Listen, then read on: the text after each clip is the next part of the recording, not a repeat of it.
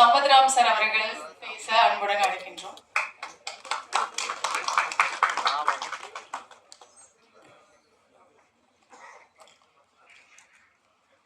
மேடையில் இருக்கிற தலைவர்கள் ஜாம்பவான்கள் அனைவருக்கும், மேடைக்கு முன் அமர்ந்திருக்கிற பத்திரிகை மற்றும் ஊடக நண்பர்களுக்கும், இங்கே வந்திருக்கிற நடுநாடு படக்குழுவினர் மற்றும் அவர்களுடைய உறவினர்கள், சொந்தக்காரங்க, நண்பர்கள் அனைவருக்குமே என்னுடைய மாலை வணக்கத்தை முதல்ல தெரிவிச்சுக்கிறேன். நம்முடைய தமிழக முதல்வர் திரு சி. ஜோசப் விஜய் அவர்களுடைய நடிப்புல நாளை வெளியாக இருக்கிற ஜனநாயகன் திரைப்படம் மாபெரும் வெற்றிடைய மனமார்ந்த வாழ்த்துக்களை தெரிவிக்கிறேன். அவருடைய கடைசி படம் சொல்றாங்க. ஸோ நம்ம எல்லாருமே தியேட்டரில் போய் பார்த்து இது ஒரு மிகப்பெரிய ஒரு பிளாக் பஸ்டர் ஹிட் ஆகணும்னு நான் வேண்டி கேட்டுக்கிறேன்.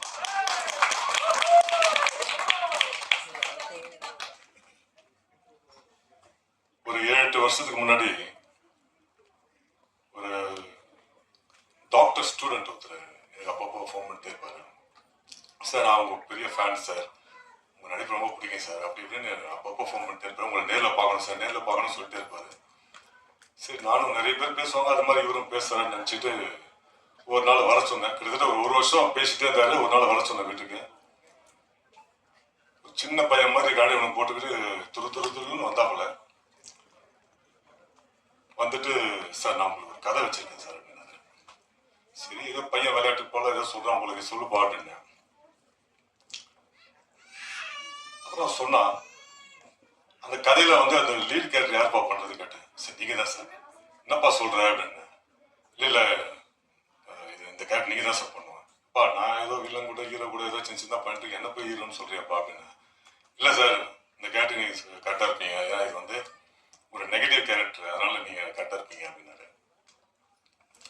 அதுக்கப்புறம் யார்பா டைரக்டர் அப்படின்னு. சார், நான் தான் சார் படம் எடுக்க போறேன். ஓ, என்னப்பா 19 வயசுல இருக்கிறது போல உங்களுக்கு, சின்ன பையமா இருக்க, நீ எடுக்கிறேன்ட்டு அப்படின்னு. இல்லை சார், நான் எடுத்துடும் சார். நீ ஏதாவது படம் ஒர்க் பண்ணியிருக்கியா? இல்லை சார், நான் எதுவும் ஒர்க் பண்ணல. அப்போ எப்படி பாடுப்ப? இல்லை சார், நான் எல்லாமே வந்து கம்ப்யூட்டர்ல ஆன்லைன்ல பார்த்து எல்லாத்தையும் கற்றுக்கிட்டேன் சார் அப்படின்னா. சரி, ஏதோ விளையாட்டு போல சொல்கிறேன். சரி, எடுக்கும்போது பார்ப்போம்னு சொல்லிட்டு அனுப்பிச்சு வச்சுட்டேன். அப்புறம் ஒரு வருஷம் கழிச்சு மறுபடியும் ஃபோன் பண்ணி, சார் டேட் கொடுத்தீங்கன்னா எடுத்துலாம் சார் அப்படின்னா.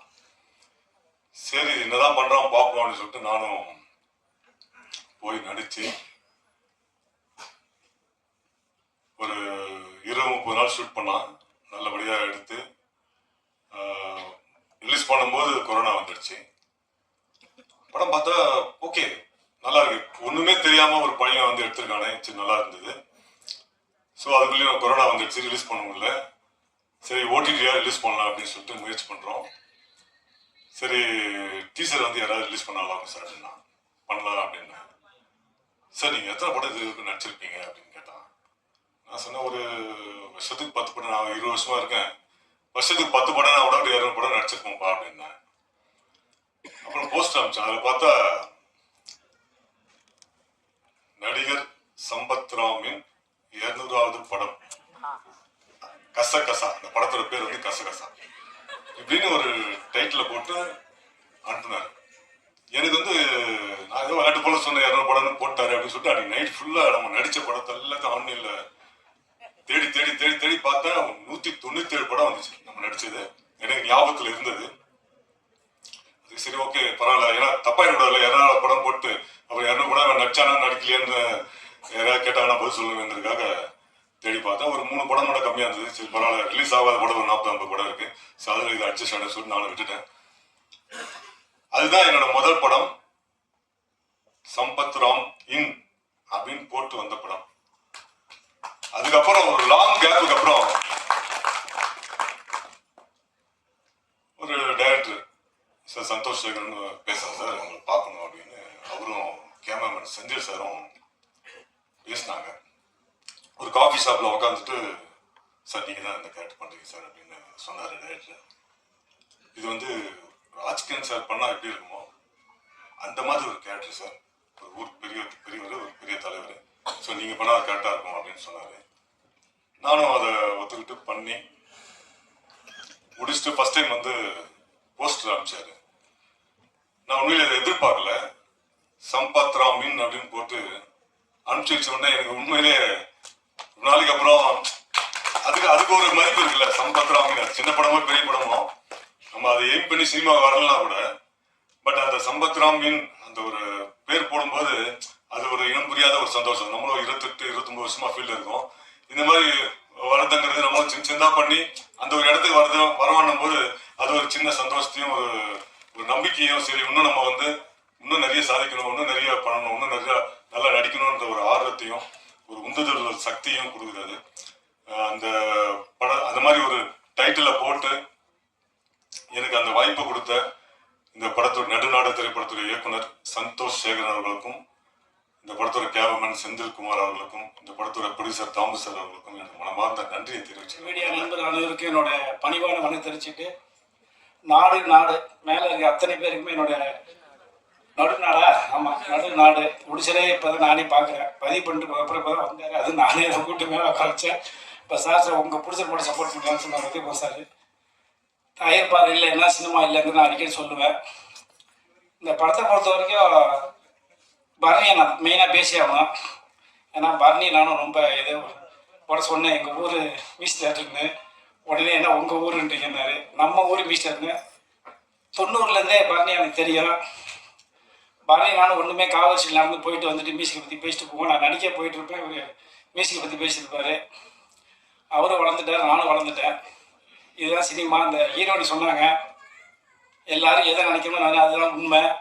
ஹீரோனி உண்மையிலேயே படத்தை விட நேரில் தான் ரொம்ப அருமையாக இருக்காங்க. நான் ஓப்பனாக சொல்கிறேன். ஆமாம், உண்மை. ஏன்னா இப்போ தான் அழகாக மேக்கப்லாம் கூட இருந்து ரொம்ப நீட்டாக இருக்கீங்க. அதேமாரி நம்ம சம்பத்ராம் பின்னி எடுத்திருக்காரு. என்னன்னா ஒரு படம் ஒரு பாஸ்கர் சார் தெளிவாக சொன்னார். அதில் ஒரு நூல் கூட பொய் கிடையாது, உண்மை. யாருமே ஏமாத்தா படம் எடுக்கிறதுக்கு யாருமே வரல சினிமாவுக்கு.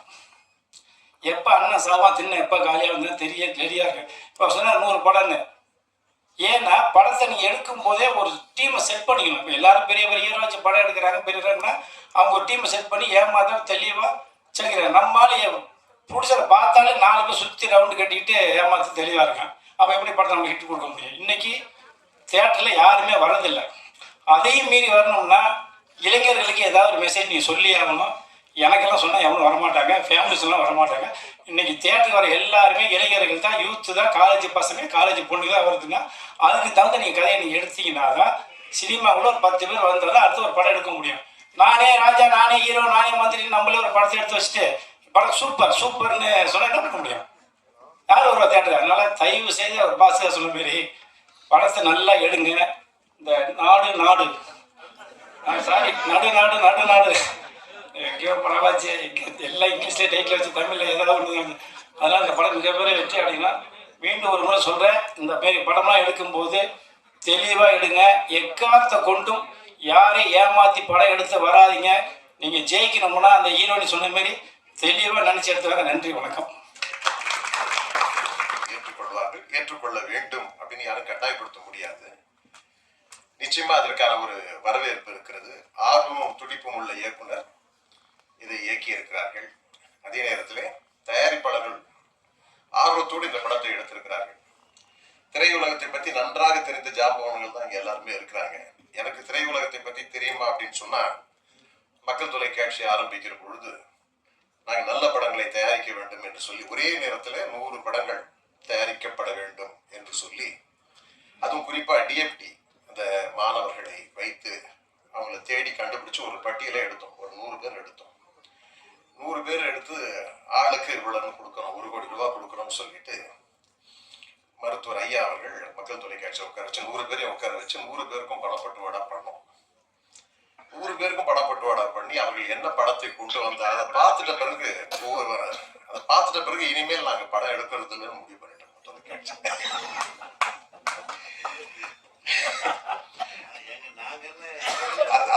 அதான் சொல்ல வந்தேன். அதாவது இல்ல இந்த சம்பவம் 100 பேருக்கு கொடுத்தோம். 100 பேர் எடுத்து பார்த்துட்டு, அதாவது நல்ல உங்களுக்கு தெரியும் மக்கள் தொலைக்காட்சியில வியாபார ரீதியாக நாங்க படம் எடுக்கிறதுல உங்களுக்கு நல்லா தெரியும். அதுல இருந்து நம்ம நிறைய பேரை நம்பி இருக்கோம். உங்களுக்கு தெரியும் தொலைக்காட்சியில வாய்ப்புகள் நிறைய பேருக்கு நான் கொடுத்துருக்கிறேன். உங்களுக்கு தெரியும், வீரப்பனை சார்ந்து ஒரு டைட்டில் போட்டு படம் கொடுத்துருக்கோம். எல்லாருமே நன்றியா இருப்பாங்கன்னு எதிர்பார்க்கவும் முடியல. அதில் நாங்க தொலைக்காட்சியிலையும் சரி, திரை உலகத்திலையும் சரி, நாங்க பல பேருக்கு உதவிகளை செஞ்சிருக்கிறோம், தயாரிக்கிற வாய்ப்புகள் கொடுத்துருக்கிறோம், இயக்குற வாய்ப்புகளை கொடுத்துருக்கிறோம். அதை ஒருத்தர் 2 பேரை தவிர வேற யாருமே சரியா பயன்படுத்திக்கலன்ற வருத்தம் இருக்கு. இன்னும் கூட எங்களுக்கு அந்த ஆர்வம் இருக்கு, இன்னும் நாங்க செய்ய தயாராகவே இருக்கோம். ஆனால் அதற்கான தகுதி படைத்தவர்கள், தகுதியானவர்கள், சொல்ல போனா உண்மையானவர்கள் பற்றாக்குறை இருக்கு. இந்த துறையில உண்மையானவர்களுடைய பற்றாக்குறை. நம்பிக்கை கழுத்து இருக்கிறது, பின்னாடி முதுகுல குத்துறது, ஒரு 30-40 கத்தி இருக்கும். எடுத்து பார்த்தா தம்பி நீ உன்பத்திக்குமா இருக்கு அப்படின்ற மாதிரி தான் இருக்கு.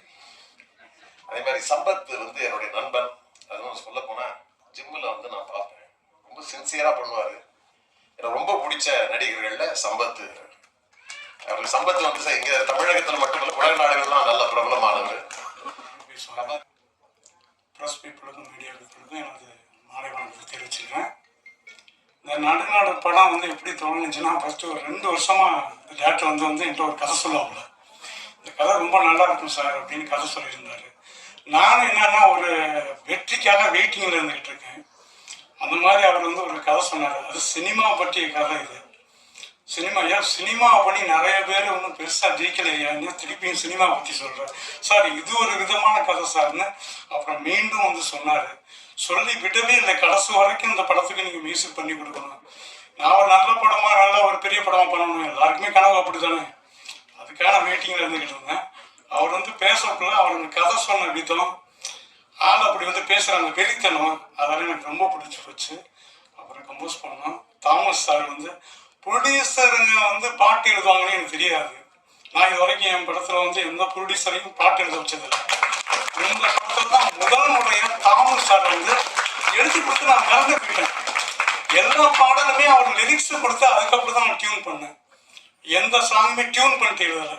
அது ஒரு எனக்கு சவாலாக இருந்தது. இந்த படத்துக்கு பண்ணி கேட்ட பாடல் எல்லாமே லிரிக்ஸுக்கு டியூன் பண்ணது. இந்த பாடல் கேட்கக்குள்ள ஹரிஸ் ராகவன் பாடக்குள்ள அவர் சொன்னார், சார் இந்த சாங் ரொம்ப நல்லா இருக்கு, அடியே என் சண்டைக்காரி அப்படின்னு சொன்னார். அவரும் நானும் சேர்ந்தாலே கன்ஃபார்மாக ஒரு ஹிட்டு. இந்த படத்துக்கும் அப்படி அமைஞ்சிருக்கு. கண்டிப்பாக நடுநாடு மிகப்பெரிய வெற்றி அடையணும். என்னோட சினிமா ஜாம்பவன்கள் எல்லாம் மேடையில் இருக்காங்க. அவங்க பேரை தனித்தனியாக சொல்லி நான் வாழ்த்து தெரிவிக்க முடியாது, மொத்தமாக வாழ்த்து தெரிவிச்சுருவாங்க எல்லாருக்கும். Hi, good evening to everyone. First of all, I would like to thank all the chief guests and press and media peoples and everyone present here.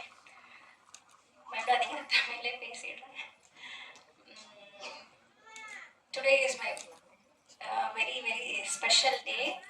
So இது என்னோட first stage. நான் எதுவுமே ப்ரிப்பேர் பண்ணலை. ஸோ படத்தை பற்றி சொல்கிறதுக்கு முன்னாடி எங்கள் டேரக்டர் பற்றி நான் சொல்லிடுறேன். எனக்கு இந்த படத்தில் வாய்ப்பு கொடுத்த எங்கள் டேரக்டர் சந்தோஷ் சாருக்கு ரொம்ப thanks. And producer sir Arumugam சாருக்கு ரொம்ப தேங்க்ஸ். என்னை நம்பி இந்த படத்தில் எனக்கு வாய்ப்பு கொடுத்துருக்காங்க. ஸோ அதுக்காக ரொம்ப நன்றி தெரிவிச்சுக்கிறேன் அவங்களுக்கு.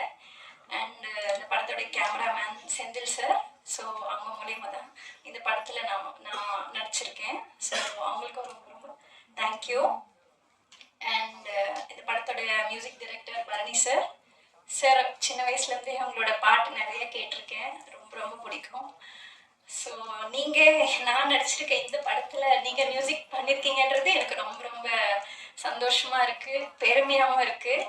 ஸோ உங்களோட மியூசிக்ஸ் இந்த படத்துக்கு பெரிய ஒரு பலம் கொடுத்துருக்கு. ஸோ அதுக்காக ரொம்ப தேங்க்ஸ் சார். அண்ட்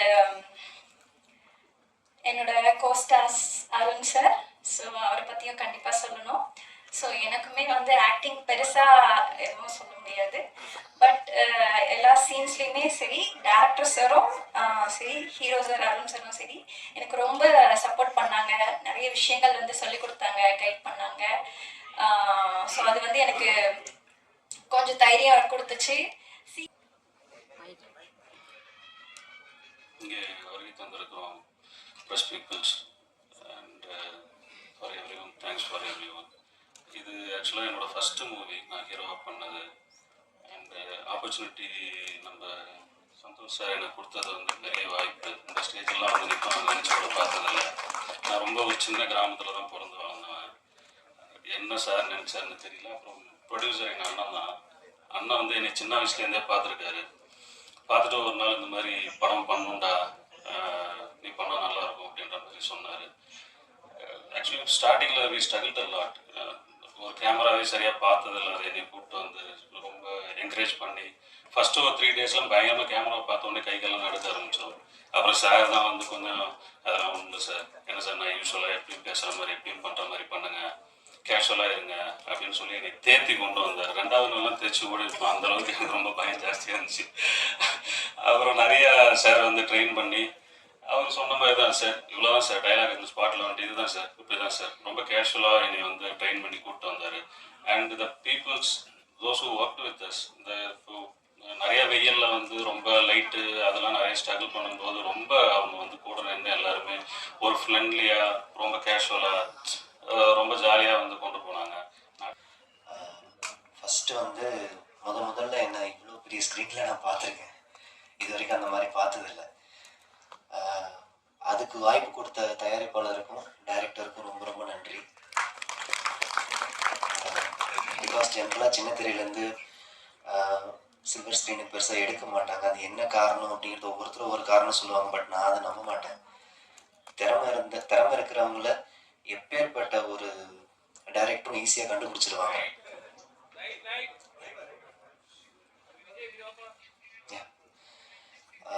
ஒரு உண்மையான திறமைசாலியா எங்கே இருந்தாலும் ஒரு டைரக்டரோட கண்ணுக்கு துண்டா தெரிவாங்கன்னு எப்பவுமே சொல்லுவாங்க.